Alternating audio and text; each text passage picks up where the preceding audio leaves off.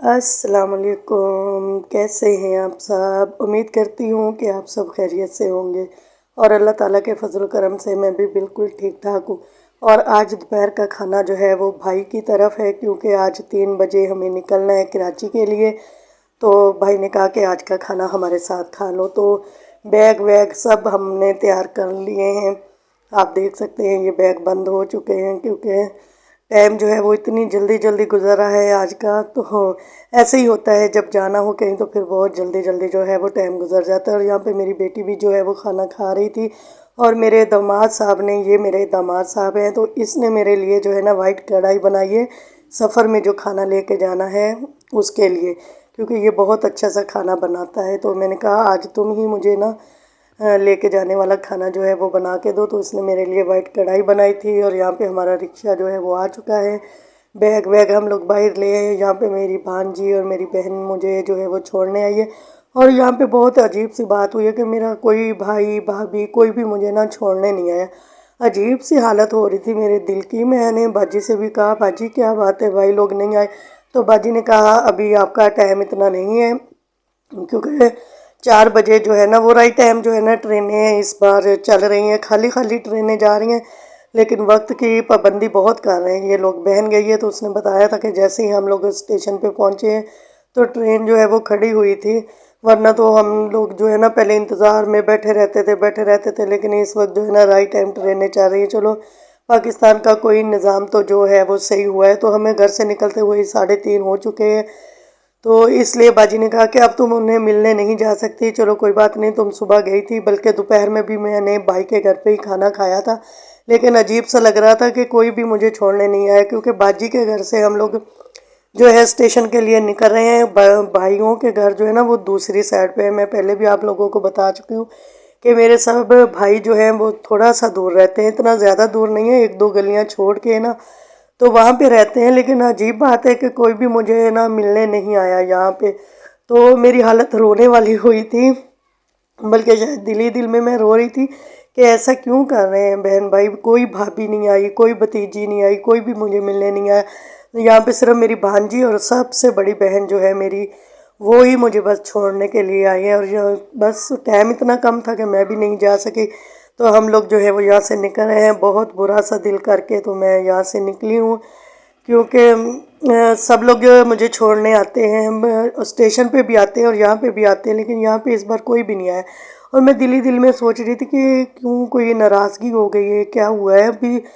مطلب 2 گھنٹے پہلے میں وہاں سے ہو کے آئی ہوں، کھانا کھایا وہاں سے بھائی کے گھر پہ، تو کوئی ایسی بات نہیں ہوئی تھی کہ یہ لوگ مجھے ملنے نہ آئے، ایسا تو نہیں ہوا۔ تو آگے دیکھیں میری جو بیٹی ہے اور میرا داماد، وہ مجھے بائک پہ چھوڑنے کے لیے آ رہے ہیں، اور یہ جو ہے نا ہماری گلیاں ہیں۔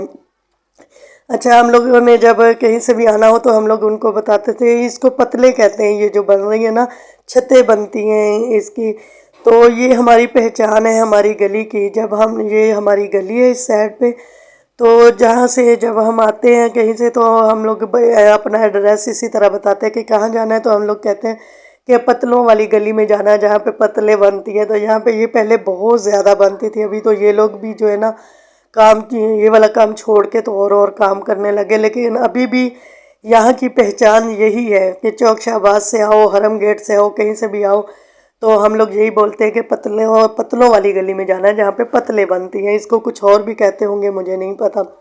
تو یہ ہم لوگ جو ہے چوک شہباز پہنچنے والے ہیں، تو یہاں پہ ایک منشی زرگر کی دکان ہے بہت بڑی، تو وہ گزر چکی ہے، تو یہ جو راستہ ہے چوک شہباز کا راستہ ہے، تو یہ بھی آپ کو دکھاتی جاؤں ساتھ ساتھ میں۔ اور یہ سڑک نہ کبھی صحیح ہوئی ہے اور نہ ہی شاید کبھی صحیح ہوگی، اتنا خراب راستہ ہے یہاں کا کہ رکشے والے یہاں پہ آتے ہوئے گھبراتے ہیں، یا تو پھر وہ پیسے زیادہ مانگتے ہیں کہ یہ اتنا خراب راستہ ہے، اور واقعی ہی خراب ہے، اتنا خراب ہے کہ آپ اگر دیہی لے کے بیٹھے تو وہ خود بخود ہی لسی بن جاتی ہے، اتنا اتنا ٹوٹا پھوٹا سا یہ راستہ ہے، اور کبھی بھی یہ صحیح نہیں ہوا ہے۔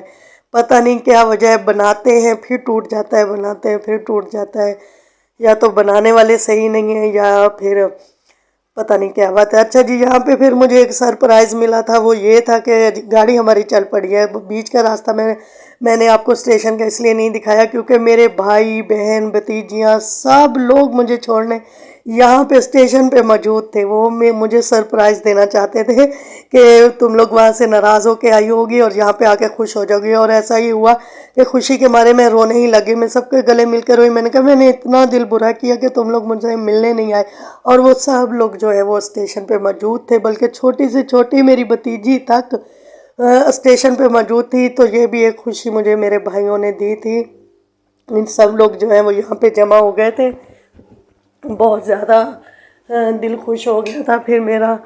اور ہم لوگ بس روتے ہوئے یہ راستہ جو ہے ہم نے گزارا کیونکہ اس بار ہمارا دل ہی بہت لگا تھا. سمی بھی رو رہا تھا، ساحل بھی رو رہا تھا. اور سمی نے تو اتنی بدتمیزی کی ہے میرے ساتھ نا کہ مجھے بول رہا تھا کہ مجھے یہیں پہ چھوڑو. میں نے کہا نہیں، میں ایسا نہیں کر سکتی، تمہارا اسکول ہے، سب کچھ ہے. تو اس نے یہ بدتمیزی کی کہ پھر پورے راستے میں وہ نہ نیچے اترا. وہ ایک دفعہ برتھ پہ چڑھ گیا اوپر والی پہ، وہ پورے راستے کراچی تک وہ نیچے نہیں اترا اور نہ ہی اس نے کچھ بھی کھایا.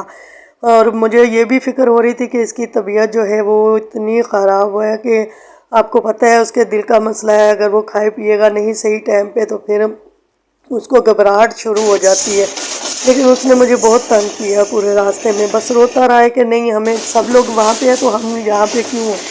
اب میں اس کو کیوں کیا بتاؤں، کیسے بتاؤں، کیسے سمجھاؤں کہ ہم لوگ ادھر کیوں ہیں.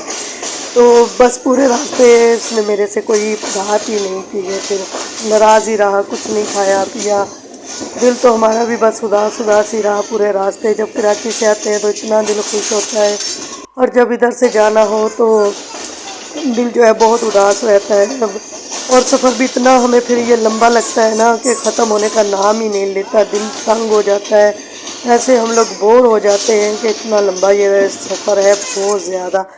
تو پتہ نہیں میری قسمت میں نہیں ہے کراچی سے ملتان آنا، کیونکہ میں نے بہت کوشش کی. ہم نے 2-3 بار کوشش کی، پورا سامان لے کے بھی ہم لوگ یہاں پہ آ گئے، لیکن کچھ نہ کچھ ایسا ہوتا تھا کہ ہمیں پھر سے واپس جانا پڑتا تھا. ایک وجہ تو یہ تھی کہ کراچی میں میرا اپنا گھر ہے، اور یہاں پہ آ کے جب مجھے کرائے کے گھروں میں رہنا پڑتا ہے تو پھر بہت زیادہ مشکل ہوتی ہے. بہن بھائیوں میں بھی انسان کتنے دن رہے گا، تو وہ بات مجھے اچھی بھی نہیں لگتی. پھر جب میں یہاں پہ کرائے پہ گھر لیتی ہوں، رہتی ہوں، تو پھر کچھ جو ہے نا مشکلات کا سامنا کرنا پڑتا ہے. کیونکہ جاوید اور جنید جو ہے باپ بیٹا، وہ ملتان میں نہیں آتے. ان کا دل جو ہے وہ کراچی میں ہی لگتا ہے. باقی میرا، سمی اور ساحل کا دل جو ہے وہ ملتان میں لگتا ہے. تو پھر 2 گھروں کا مطلب خرچہ پورا کرنا بھی مشکل ہوتا ہے، کیونکہ وہ لوگ پھر الگ وہاں پہ کھانا پینا کرتے ہیں اور مجھے جو ہے الگ سے خرچہ بھیجتے ہیں. تو بہت مشکل ہو جاتی ہے. مطلب 6 مہینے سال میں نے یہاں پہ رہ کے دیکھا ہے تو بات نہیں بنتی. پھر مجھے واپس جانا پڑا ہے. کوششیں بھی کر کے دیکھا ہے، تقدیر کو یہ منظوری نہیں ہے. ہماری قبریں جو ہے وہ کراچی میں ہی بننی ہے. میرے ماموں کبھی کراچی میں آئے تھے تو وہ یہیں کے باسی ہو گئے، یہیں پہ مطلب رچ بس گئے تھے.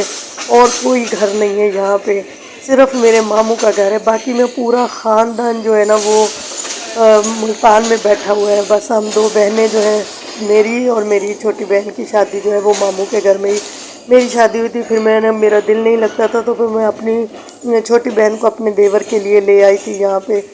لیکن خدا کی کرنی ایسی ہوئی کہ میرے دیور کی جو ہے وہ ڈیتھ ہو گئی تھی. 4 سال میری بہن اس کے ساتھ رہی، پھر اس کی ڈیتھ ہو گئی تو بہن کی شادی اب کہیں اور کرنی پڑی. تو میں پھر سے ایک بار اکیلی ہو گئی. بہن کے ساتھ بہت دل لگا تھا، کہیں بھی جانا آنا جو ہے وہ ہم ایک ساتھ کر لیتے تھے. لیکن اب میری بہن ہے تو کراچی میں، لیکن وہ اب دوسرے شوہر کے ساتھ ہے، اور وہ جو ہے وہ غیر لوگ ہیں، مطلب کہ ہماری برادری کے نہیں ہیں، ہمارے کچھ بھی نہیں لگتے. تو وہاں اس کی شادی ہم نے کی ہے. تو پھر اب اس کے شوہر کا دل ہوتا ہے تو وہ میری بہن کو میرے ساتھ بھیج دیتا ہے. اگر ان کا دل نہیں ہوتا تو وہ مجھے کہیں بھی آنے جانے نہیں دیتے ساتھ میں. مطلب وہ بات نہیں ہے جیسے دیورانی جب وہ میری تھی تو ہم کوئی جگہ اکیلے جاتے ہی نہیں تھے. بس کہیں بھی جانا ہے، کہیں بھی جانا ہے تو وہ میرے ساتھ ہی ہوتی تھی میری بہن. تو ایک بار پھر سے میں اکیلی ہو گئی تھی اپنے دیور کی ڈیتھ کے بعد. شاید اللہ کو یہی منظور ہے کہ میں تنہا ہی رہوں. جتنی میں زیادہ لوگوں میں بیٹھ کے خوش ہوتی ہوں، محفلوں میں خوش ہوتی ہوں، اتنا ہی میرا اللہ جو ہے وہ مجھے تنہا رکھتا ہے. اس میں بھی کوئی حکمت ضرور چھپی ہوگی. مجھے نا محفلیں بہت اچھی لگتی ہیں. مجھے خاندان بہت اچھا لگتا ہے کہ بڑے سارے خاندان ہو، کبھی کسی کی غمی خوشی میں جائیں، تو وہ سب نہیں ہو پاتا۔ ملتان جاتی تو ہوں، ہر کسی کی غمی خوشی میں تو نہیں جایا جاتا۔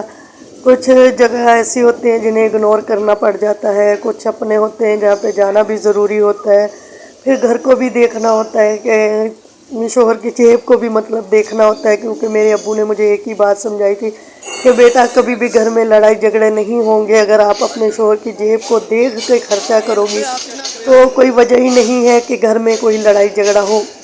اور الحمدللہ ایسا ہی ہے۔ میں نے ہمیشہ اپنے شوہر کو اس کی خوشی کے ساتھ ہی سب کچھ کیا۔ اگر ملتان بھی جانا ہے وہ اجازت دیں، وہ خود ہی بہت اچھے، وہ اجازت دے دیتے ہیں۔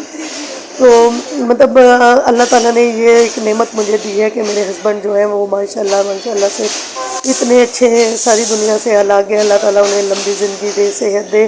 وہ بیمار ہیں، اللہ تعالیٰ انہیں شفا دے۔ تو وہ میرے لیے بہت کچھ ہے میرے، تو انہوں نے کبھی روکا بھی نہیں ہے۔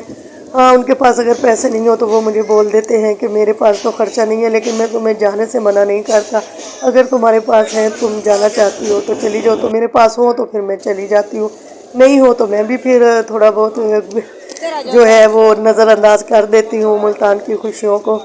تو غمی میں تو جانا ہی پڑتا ہے لازمی، تو خوشیوں کو تھوڑا سا اگنور کر دیتی ہوں کبھی کبھی میں۔